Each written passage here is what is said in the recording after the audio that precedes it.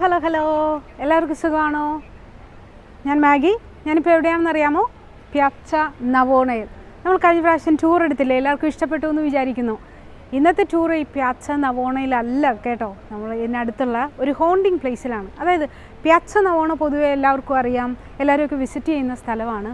പക്ഷേ ഇതിന് തൊട്ടടുത്ത് ഒരു 2-3 മിനിറ്റ് നടന്നു കഴിഞ്ഞാൽ ഇതിൻ്റെ തൊട്ടടുത്ത് വളരെ ഫേമസ് ആയിട്ടുള്ള ഒരു ഹോണ്ടിങ് പ്ലേസ് ഉണ്ട്.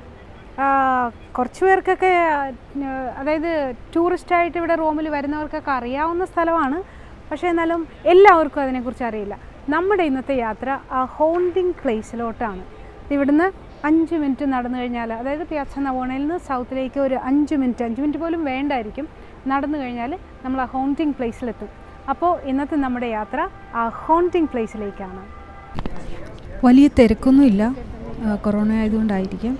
പിന്നെ 2 സൈഡിലുമായിട്ടുള്ള ഈ സ്ട്രീറ്റ് വെൻഡേഴ്സ് മാത്രമേ ഉള്ളൂ.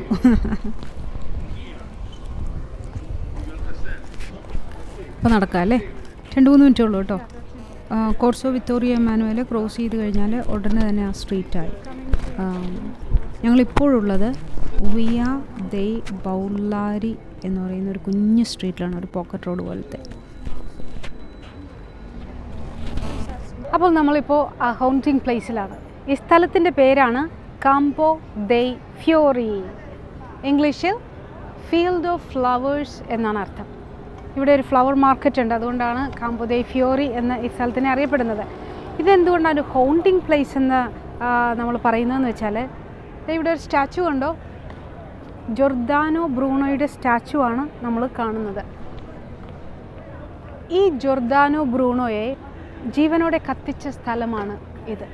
അപ്പോൾ റോമക്കാരുടെ ഒരു വിശ്വാസം എന്ന് വെച്ചാൽ ഈ ജോർദാനോ ബ്രൂണോയുടെ ആത്മാവ് ഇവിടെയൊക്കെ ഇങ്ങനെ കറങ്ങി നടക്കുന്നുണ്ട് എന്നതാണ്. എനിവേ, ഈ കാംപോ ദൈ ഫ്യോറിയുടെ ഒരു പ്രത്യേകത എന്ന് വെച്ചാൽ ഇത് ഒരു 1500കളിലെ ഏറ്റവും ഫേമസ് ആയിട്ടുള്ള ഒരു ഓപ്പൺ മാർക്കറ്റായിരുന്നു. വത്തിക്കാനിലേക്ക് വിസിറ്റിങ്ങിന് വരുന്ന തീർത്ഥാടകരെല്ലാം ഇവിടെ വന്ന് ഭക്ഷണം കഴിച്ച് ഭക്ഷണമൊക്കെ പൊതിഞ്ഞിട്ടായിരുന്നു പണ്ട് കാലങ്ങളിൽ പോയിരുന്നത് എന്നൊരു വിശ്വാസമുണ്ട്. കാംപോ ദൈ ഫ്യോറി രാവിലെ ഒരു വലിയൊരു ഓപ്പൺ മാർക്കറ്റായിരിക്കും, വളരെ ഫേമസ് ആയിട്ടുള്ള, ഇന്നും വളരെ ഫേമസ് ആയിട്ടുള്ള ഒരു ഓപ്പൺ മാർക്കറ്റാണ്. ഏകദേശം ഒരു ഉച്ച കഴിഞ്ഞിട്ടൊക്കെ ഒരു ഉച്ച കഴിഞ്ഞ് ഒരു 4 മണി വരെയൊക്കെ വന്നു കഴിഞ്ഞാൽ ഇത് എന്തെന്നാ പറയുക, ഒരു ശ്മശാന മൂകതയാണ് ഇവിടെ.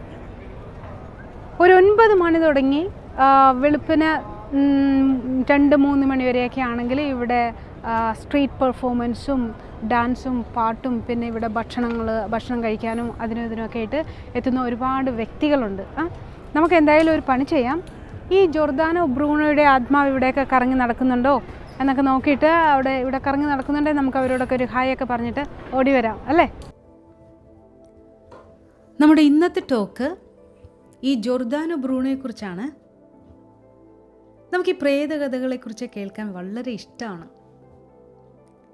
പ്രേതത്തെക്കുറിച്ച് പറയുന്നതിന് മുമ്പ് വളരെ ചുരുക്കി ഇദ്ദേഹം ആരാണെന്ന് പറയാം. ജോർദാനോ ബ്രൂണോ ചെറിയ പുള്ളിയല്ല കേട്ടോ. 1548 ഒരു സമ്പന്ന കുടുംബത്തിൽ നിന്ന് സദേൺ ഇറ്റലിയിലെ നാപ്പോളിയിൽ ജനനം. കുഞ്ഞുനാൾ തുടങ്ങി വളരെ ഇൻ്റലിജൻ്റ് ആയിട്ടുള്ളൊരു കുട്ടി. ചെറുപ്പം മുതൽ ഫിലോസഫി, സയൻസ്, മാത്തമാറ്റിക്സ്, കോസ്മോഗ്രഫിയോട് എല്ലാം വലിയ ആഗ്രഹം, കൂടുതൽ അറിയാനുള്ള താല്പര്യം വളർന്നു വന്നു. അതോടൊപ്പം വളരെ ദൈവഭക്തനും കത്തോലിക്ക വിശ്വാസിയുമായി വളർന്നു ജോർദാനോ. അങ്ങനെ 28ാമത്തെ വയസ്സിൽ 1565 ഡൊമിനിക്കൻ സന്യാസ സഭയിൽ ചേർന്നു. 1572 ഡൊമിനിക്കൻ വൈദികനായി. പക്ഷേ ദിവ്യബലി അർപ്പിക്കുമ്പോൾ അപ്പവും വീഞ്ഞും ഈശോയുടെ തിരുശരീരവും തിരുരക്തവുമായി മാറുന്നുണ്ടോ എന്ന ജോർദാനോ ബ്രൂണോയ്ക്ക് സംശയം മാത്രമല്ല കേട്ടോ, പ്രസംഗ മധ്യേ ഇതെല്ലാം വിളിച്ചു പറയുകയും ചെയ്തു. ഡൊമിനിക്കൻ സഭ ജോർദാനോ ബ്രൂണോയെ ശാസിച്ചു. അവസാനം അസ്വസ്ഥത നിറഞ്ഞ ജോർദാനോ ബ്രൂണോ 1576 ഡൊമിനിക്കൻ സഭയിൽ നിന്ന് ഒളിച്ചോടി. പിന്നീട് കാൽവിനിസത്തിൽ ചേർന്നു. അവിടെ നിന്ന് എക്സ്കമ്മ്യൂണിക്കേറ്റ് ചെയ്യപ്പെട്ടു. പിന്നീട് പ്രൊട്ടസ്റ്റന്റ് മതവിശ്വാസിയായി. അവിടെയും ബ്രൂണോയ്ക്ക് തൻ്റെ തത്വങ്ങളും ചിന്തകളും ഒക്കെ ആയിട്ട് യോജിച്ചു പോകാനായില്ല. പ്രൊട്ടസ്റ്റൻ്റ് കാര്യം കൈവിട്ടു.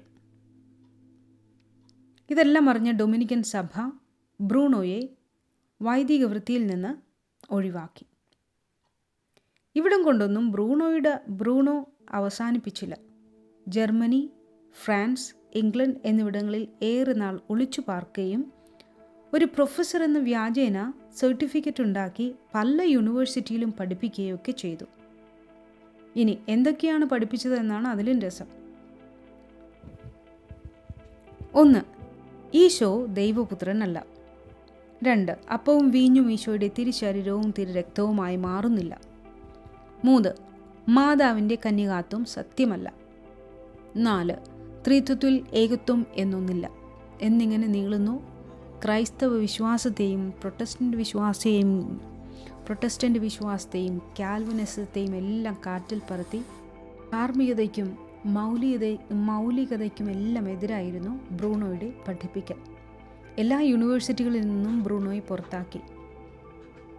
എങ്കിലും പലയിടത്തും ബ്രൂണോ കുപ്രസിദ്ധി നേടിയിരുന്നു. കുറച്ചുനാൾ ഫ്രാൻസിലെ രാജാവായ ഹെൻറി മൂന്നാമൻ ഒളിവിൽ താമസിക്കാൻ ജോർദാനോ ബ്രൂണോയെ സഹായിച്ചു. ഈ അവസരം ഒട്ടും പാഴാക്കിയില്ല ബ്രൂണോ. ഇൽ കന്തലായോ എന്നൊരു പുസ്തകം പ്രസിദ്ധീകരിച്ചു. ബ്രൂണോ തൻ്റെ ആശയം മുഴുവൻ മറ്റ് പല പുസ്തകങ്ങളിലൂടെയും യൂറോപ്പ് മുഴുവൻ പ്രചരിപ്പിച്ചു. മതനേതാക്കളെല്ലാം ബ്രൂണോയ്ക്കെതിരായി. ഇറ്റലിയിൽ നിന്നു തന്നെ നാടുകടത്തപ്പെട്ട ബ്രൂണോ 1592 ഇറ്റലിയിലേക്ക് വീണ്ടും ഒരു തിരിച്ചുവരവ് നടത്തി. ഈ വരവ് ബ്രൂണോയ്ക്ക് തിരിച്ചടിയായി. ഈ അവസരത്തിൽ മതനേതാക്കളെല്ലാം ബ്രൂണോയ്ക്കെതിരെ തിരിയുകയും 1593 ബ്രൂണോ ഇറ്റലിയിൽ വച്ച് അറസ്റ്റ് ചെയ്യപ്പെടുകയും ചെയ്തു. നീണ്ട 7 വർഷത്തെ ജയിൽവാസവും ബ്രൂണോയ്ക്ക് ഒരു വ്യത്യാസവും വരുത്തിയില്ല. മതനേതാക്കളെല്ലാം ജോർദാനെ വധിക്കാൻ തീരുമാനിച്ചു. അങ്ങനെ ജൂബിലി വർഷം 1600 റോമൻ ജനതയുടെ മധ്യത്തിൽ ഇവിടെ കാമ്പോ ദൈ ഫിയോറിയിൽ വെച്ച് ജോർദാനെ ചുട്ടുകൊന്നു. അപ്പോഴെല്ലാം ജനം ആർത്തു വിളിച്ചു, ഞങ്ങളുടെ മക്കൾക്ക് അധാർമികത പഠിപ്പിക്കുന്ന ബ്രൂണോയുടെ ചാരം പോലും ഈ ഭൂമിക്ക് മുകളിൽ ഉണ്ടാകരുതെന്ന്. ഇതുപ്രകാരം വത്തിക്കാനിൻ്റെയും മറ്റും പല മതനേതാക്കളുടെയും അഭിപ്രായപ്രകാരം ബ്രൂണോയുടെ ചിതാഭസ്മം ടൈബർ നദിയിൽ ഒഴുക്കിക്കളഞ്ഞു. റോമക്കാർ ഇന്നും പറയും ബ്രൂണോ ഇവിടെയൊക്കെ ഇപ്പോഴും കറങ്ങി നടക്കുന്നുണ്ടെന്ന്. അതിന് ഒരു കാരണമുണ്ട് കേട്ടോ. അതായത് 1889 ഒരു നിരീശ്വരവാദിയായ എത്തോർ ഫെറാറി എന്ന ഒരു ആർട്ടിസ്റ്റ് ജോർദാനോ ബ്രൂണോ രക്തസാക്ഷിയാണെന്നും സ്വാതന്ത്ര്യത്തിൻ്റെ അടയാളമാണെന്നുമൊക്കെ പറഞ്ഞ് ഈ സ്റ്റാച്യു ഇവിടെ സ്ഥാപിച്ചു. അന്നു മുതൽ ഇന്നോളം പല നേതാക്കന്മാരും പല സന്ദർഭങ്ങളിലും ഈ സ്റ്റാച്യു തകർക്കാൻ ശ്രമിച്ചെങ്കിലും മതത്തിനോടും രാഷ്ട്രത്തിനോടും ഒക്കെയുള്ള പ്രതിഷേധമായി മരിച്ചിട്ടും അടങ്ങാത്ത പകയോടെ ബ്രൂണോയുടെ സ്റ്റാച്യു ഇവിടെ നിലകൊള്ളുന്നു. അതുകൊണ്ടാണ് റോമക്കാർ പറയുന്നത് ബ്രൂണോയുടെ ആത്മാവ് ഇപ്പോഴും ഇവിടെ അലഞ്ഞു തിരിഞ്ഞ് നടക്കുന്നുണ്ടെന്ന്. അതുപോലെ രാത്രി 9 മണി കഴിഞ്ഞാൽ ടൂറിസ്റ്റുകാർക്ക് ഇവിടെ ടൂർ എടുക്കാൻ വളരെ ഇഷ്ടമാണ്. എന്താണെന്നറിയാമോ? ജോർദാനോ ബ്രൂണോയുടെ ആത്മാവിനെ ഇവിടെ എങ്ങാനും കണ്ടാലോ? തന്നെയുമല്ല, ഇവിടെ ഒരുപാട് നൈറ്റ് ക്ലബ്സ് ഉണ്ട്, ഡാൻസ് ക്ലബ്സ് ഉണ്ട്. ഇവിടെ ഒരു പൊതുസ്ഥലമാണ്. സ്ട്രീറ്റ് പെർഫോമൻസ് ഉണ്ട്.